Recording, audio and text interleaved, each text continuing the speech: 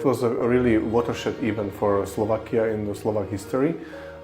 This year we celebrate 20th anniversary of Slovakia joining both NATO and also EU. First we joined NATO in March, and then on 1st of May 2004 we joined the European Union.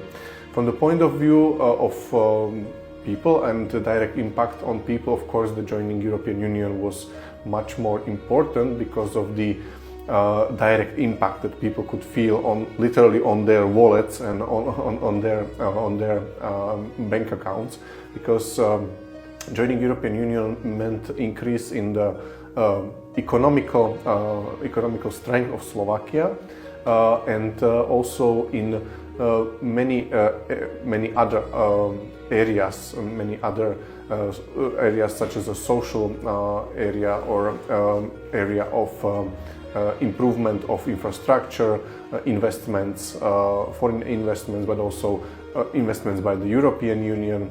Also it meant arrival of new businesses from abroad. Slovakia has one of the biggest production of cars per capita in the world, actually, because we have 6 now big car companies that came to Slovakia and opened their production facilities in Slovakia.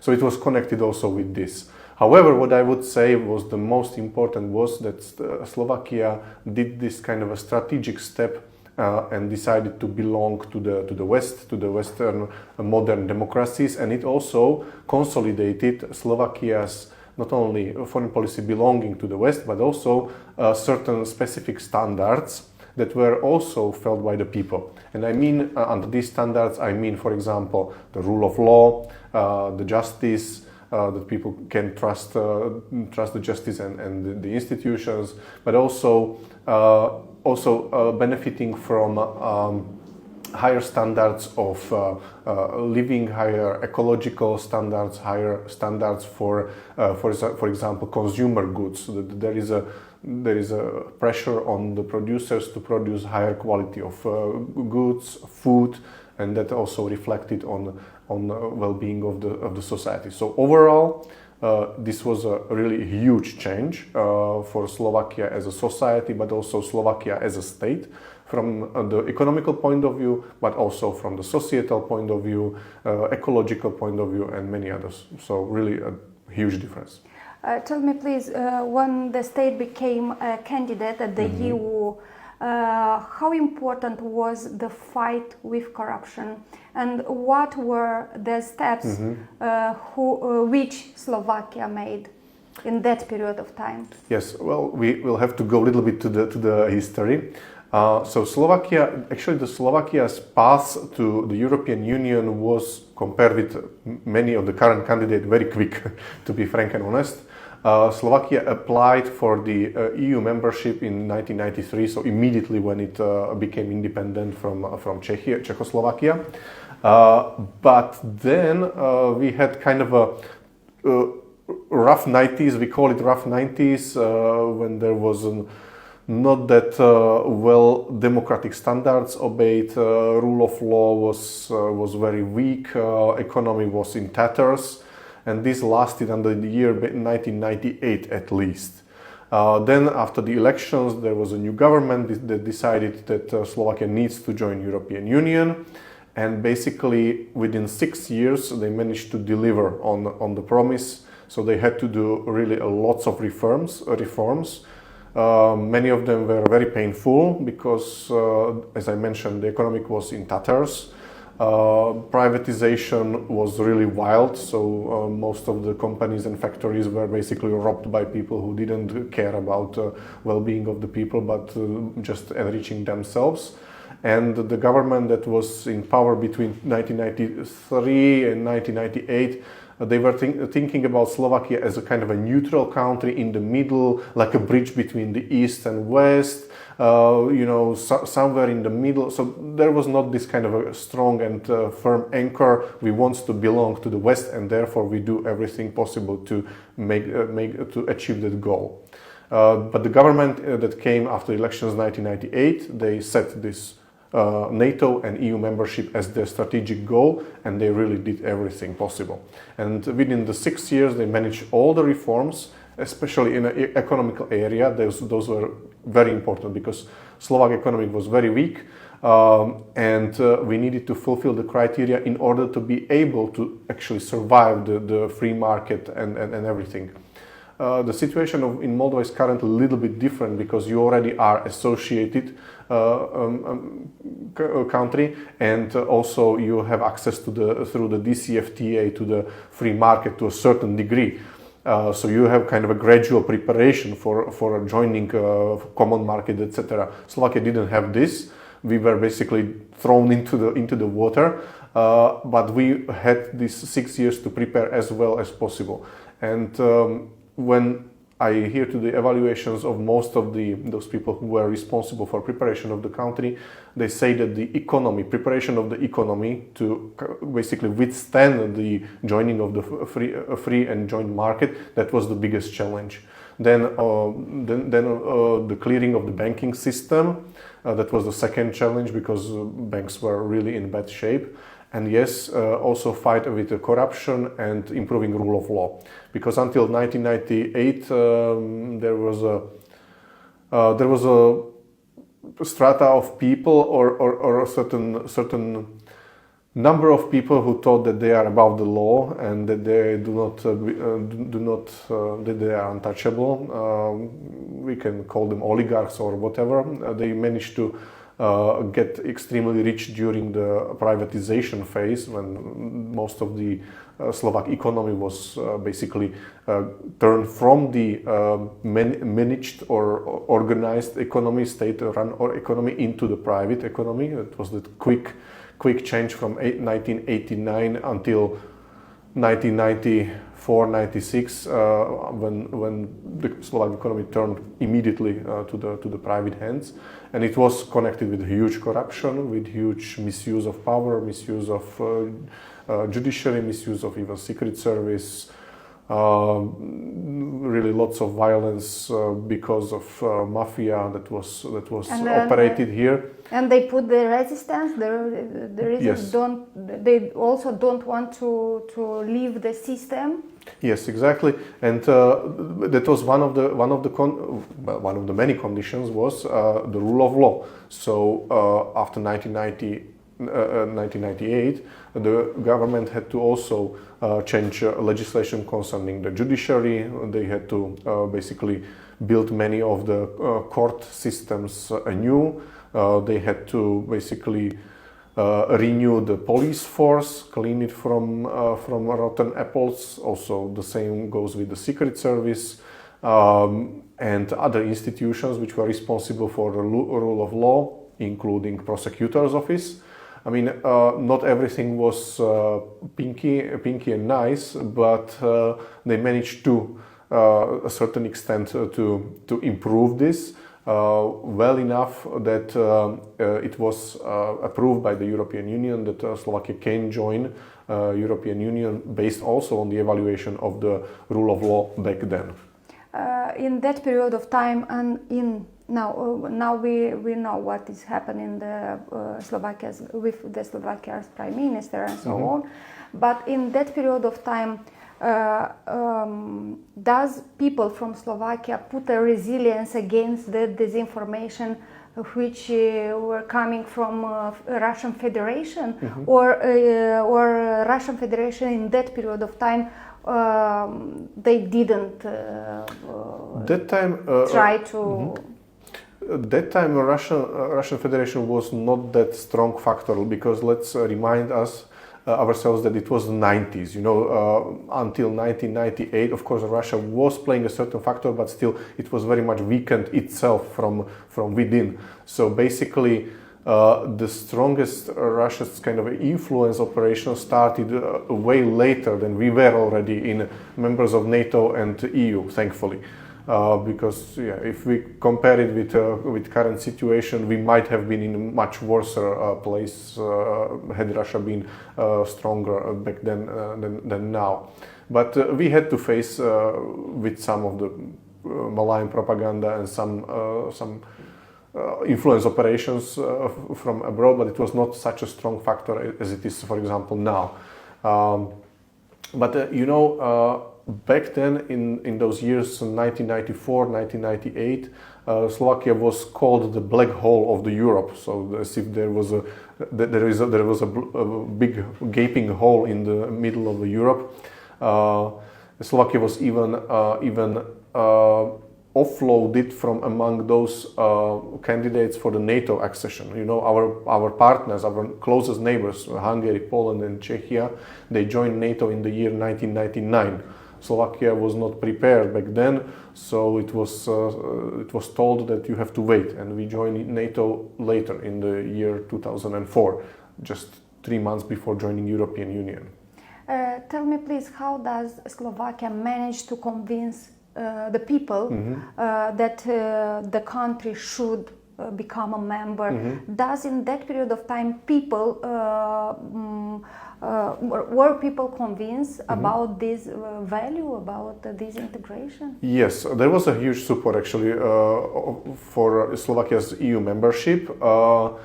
I think it was because of the very bad economical situation and social situation which was in Slovakia during the 90s, and they saw their neighbors in Austria, for example, as a long-term candidate country, how the situation is economically better there, for example, and they wanted to belong to that more profitable, more economically stronger and richer Europe. So the support was really high. We had to have, of course, the referendum about joining European Union, and it was the only referendum that was successful in Slovakia, because we have a clause in our legislature that at least 50% of people, 50% of voters, have to come to cast their votes in order referendum to be valid. So we had 52% people coming to the polls, and out of them, nearly 93% said yes, we want to belong to European Union. So there was a huge support. It was built by the political elites, so they were working on this. They were really talking with the people, explaining, and there was a broad consensus that Slovakia needs to belong to the European Union and to the West. Also, the civil society and media, they played a huge role in this effort, and that's why there was such a huge support. But initially, I think it was based on the willingness of people or people wanting to belong to the West and to be part of that more economically stronger and richer part of Europe. And as I understood, this referendum made at the end of the process of negotiation. Yes, exactly. Yes, not at the start. No. At the end, yes. It was just very before joining the European Union. So we needed confirmation by the referendum that we are joining European Union. It is written in our constitution that for this kind of changes we need a referendum. And it was very interesting that in the very last day before the elections, all political leaders, even those from opposition, they joined together and they were marching through the Bratislava. It was even funny seeing some of those politicians who were clearly pro-Russian. Even back then, they were pro-Russian, holding the balloons with European flag on it, and then they were sitting in a cafe and discussing, and the journalists, they were making photos of them, and they were all like supporting, because even those from the opposition, they understood that even their voters, they want the country to join the European Union, so they could not go against their own voters. So that was an important factor. Yeah, Moldova has a referendum on 20th of October, yes. And this referendum we are doing at the start of the negotiation process. We hope that on 2030 we will become integrate. But tell us please, what were the lessons learned in this process of integration, and what should Moldova not to do in this process? Okay, the first and the foremost thing when thinking about Slovakia's path to the European Union was that key strategic decision. It was a political decision. We want to belong to the West, we want to belong to the European Union, and we do everything politically towards that goal. Because really lots of those economical reforms or social reforms, they were not very easy for people, because it meant for a short period of time some decrease in their economical results. People could feel it on their pockets. Some of the things needed to be done. Some money needed to be invested, for example, to save the banks. So they had to put huge amounts of money that increased the debt of the state, of course. And so there were lots of things that were connected, and some of those reforms were really done really quickly, and it had impact on people. But since people were kind of explained that, okay, we need to do this because we want to join European Union, and then there would be the increase in the living conditions for everybody, every each of you, and people first of all believed it, and then they also supported this government, because remember the process started in 1998. And then there were another elections in 2002. So, and the coalition that was doing the reforms, they won again the elections. They remain in power, and then they had a chance to finish the reforms and then join the European Union 2 years later in 2004. So that was very important also for them to persuade people that yes, some of the reforms we need to do are difficult, and some people might even lose on this. But then with joining European Union, most of the people and most of the country will benefit from it, and it indeed did. So since then, Slovakia's GDP increased almost 100%, so twice as much as before. Slovakia is receiving direct payments from the European Union, from the cohesion funds, around €1 billion a year. So over those 20 years, it was €24 billion that went only through the cohesion funds. That means around 80% of Slovakia's investments into, for example, infrastructure, so like refurbishing roads, refurbishing railroads, building the new roads, it's coming actually from the European Union. So most of these investments are going there. Then second, our farmers, through the common agricultural policy, they are receiving direct payments for their farms and for their production. That is also important increase. But the biggest impact was the joining of the common market, European market. From the market that was 5 million people, we jumped into a market that is around 500 million people. So it meant, at the beginning it meant, of course, that lots of products, they flooded Slovakia.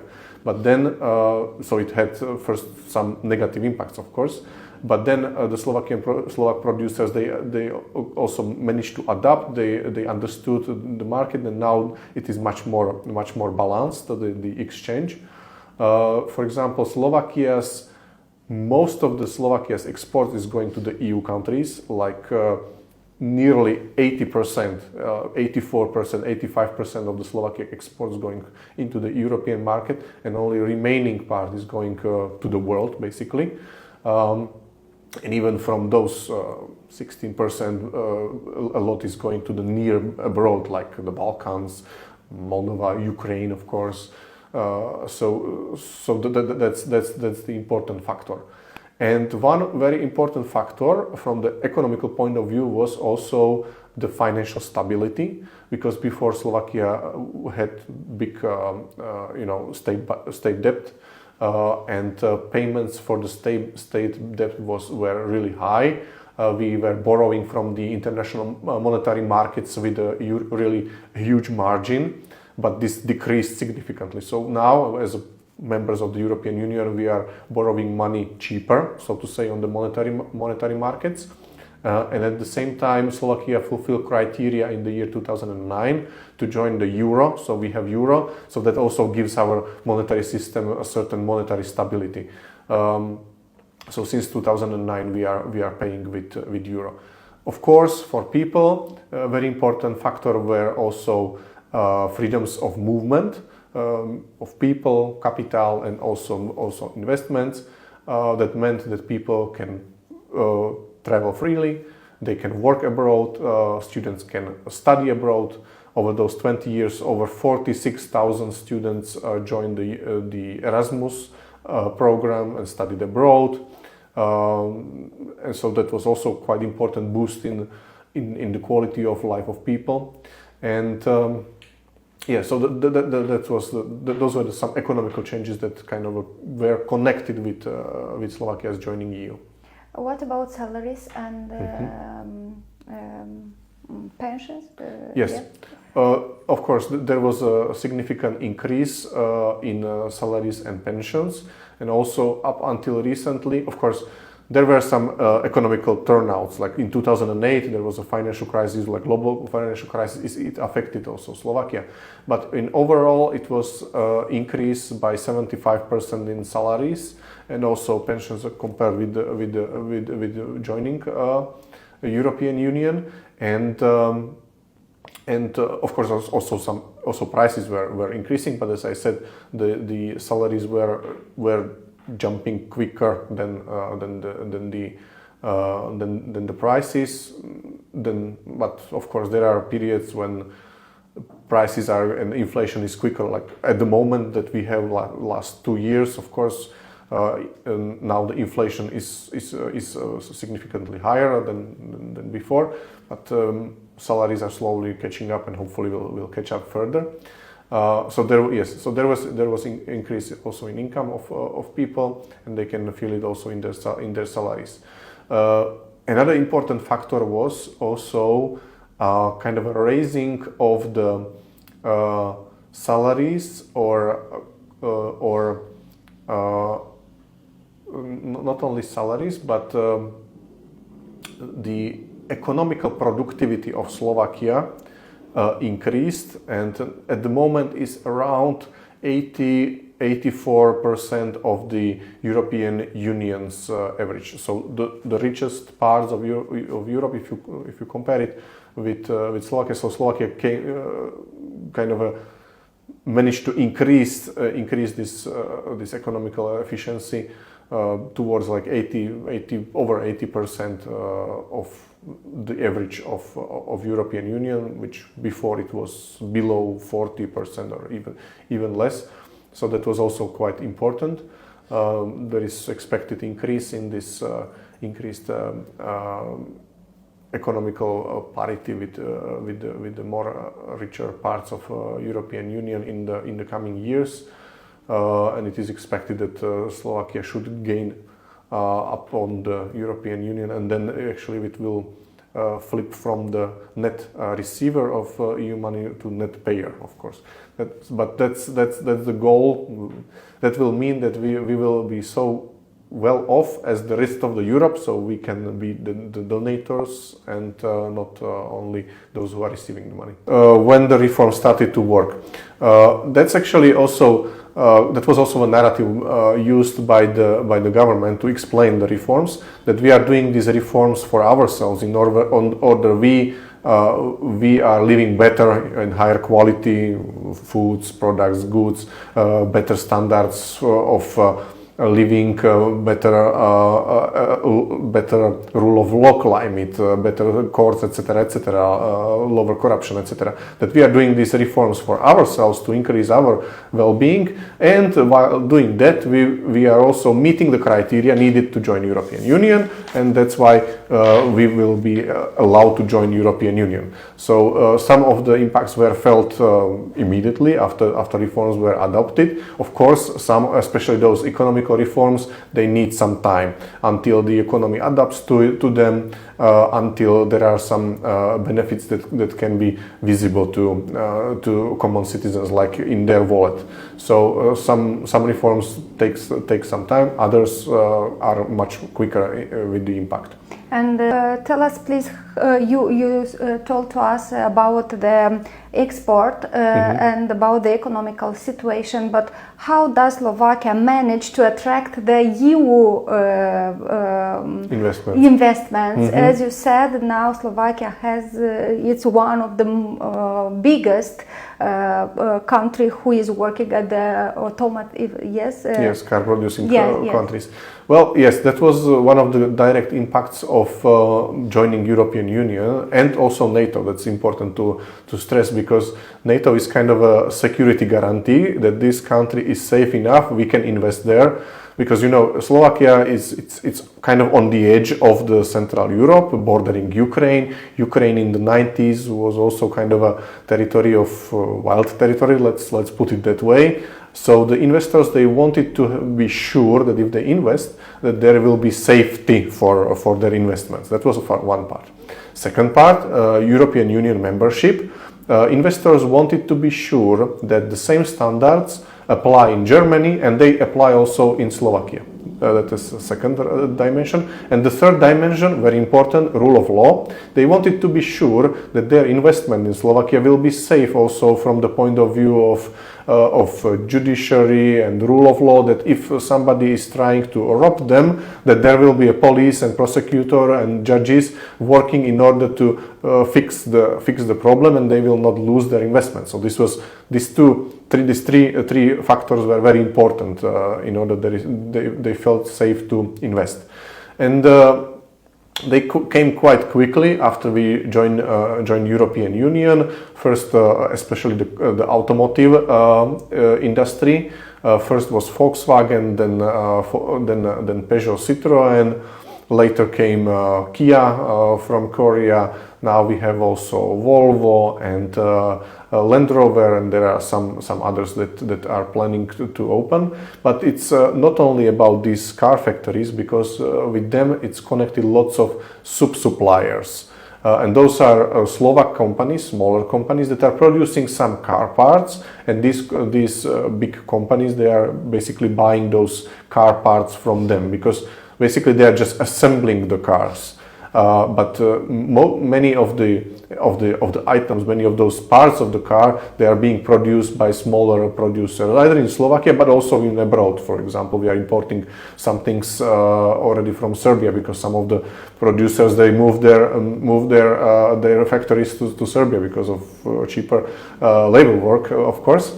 So it has benefits and also disadvantages. But yes, after joining European Union, there was really like a huge influx of investments, not only car industry but also electromotive in the industry. Samsung, Sony was here for a certain period of time, and other companies that were either connected with the automotive or not connected with automotive at all. Just they decided that they will produce here. Samsung is producing here, for example, TV sets.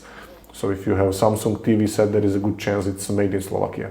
And these investors are coming when they are sure that law is working. Yes, of course, because this quality of law corruption and rule of law, that the police will be doing what they are supposed to do, that the prosecutors will be doing what they are supposed to do, and that the courts are doing what they are supposed to do. That's important for the investors, because they are not afraid that their investment will be stolen or misappropriated, or somebody will steal material from them, or I don't know, products. How does at the moment Slovakia fight against? Yes, the disinformation increased over the past, let's say, 10 years. After 2014, definitely we can see a strong peak or increase in disinformation concerning many areas of life, including European Union actually. So disinformation against European Union, and that means that there is a small but slowly increasing number of population that is thinking that okay, European Union is maybe not so great.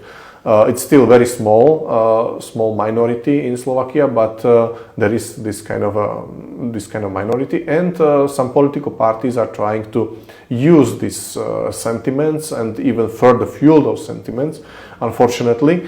which in my opinion can kind of blow back and can come back to hurt us. What the state is doing at the moment against disinformation, unfortunately I have to say very little. Up until September last year, we had a very good system of coping with the hybrid threats. We had a couple of state institutions that were responsible for coping with the hybrid threats and disinformation.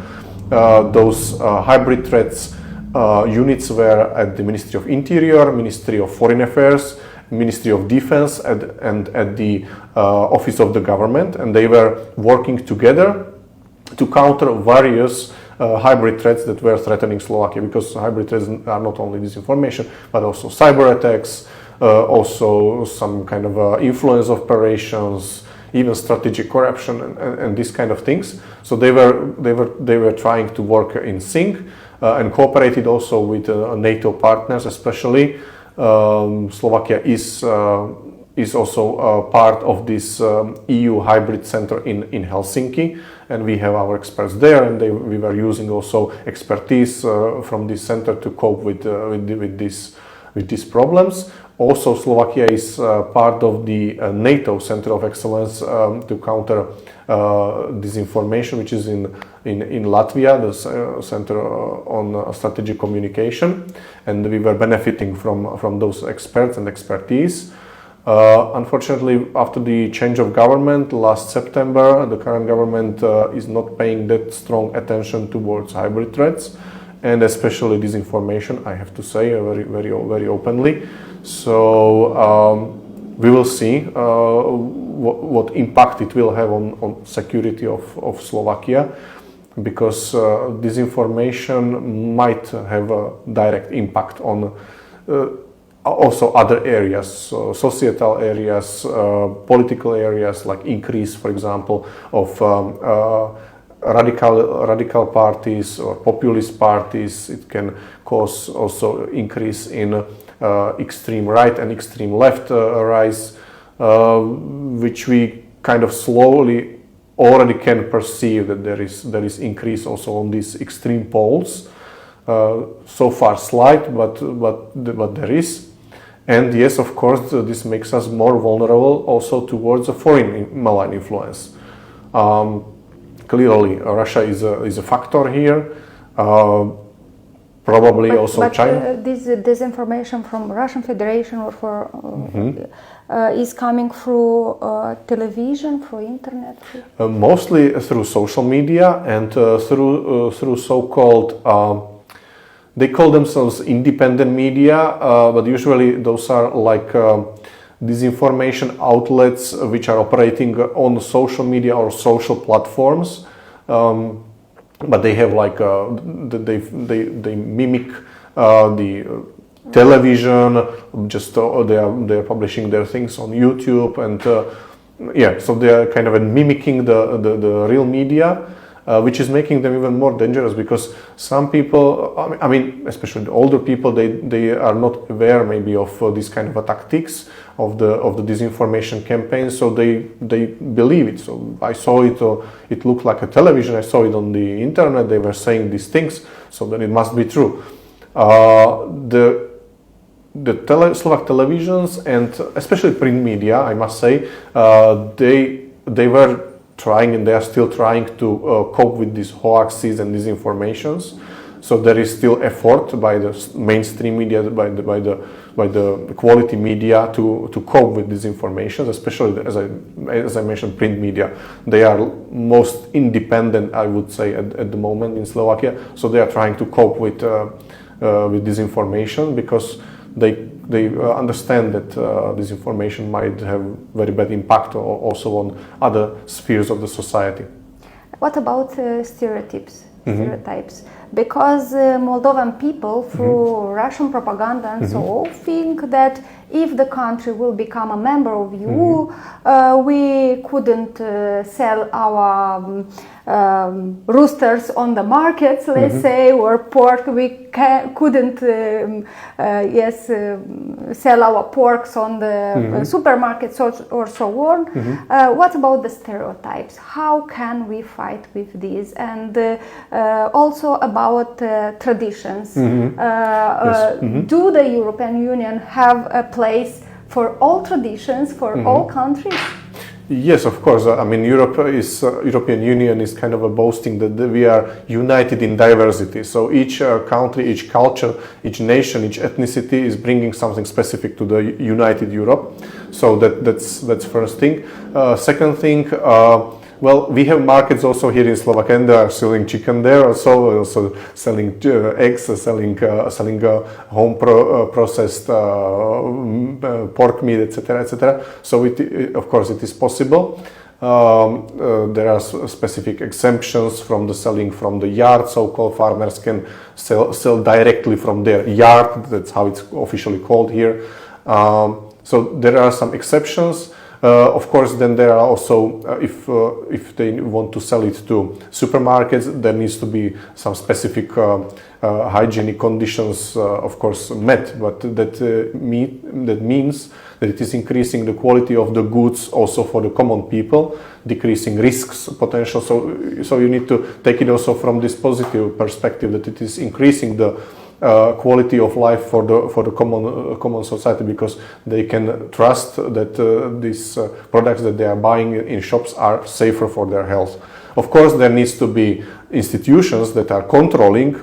There must be controlling mechanisms. So the hygiene organization responsible for maintaining hygienic and the sanitary and phytosanitary conditions on the market, they need to control it. So, and they need to be trusted, and they need to have some standards procedures, of course.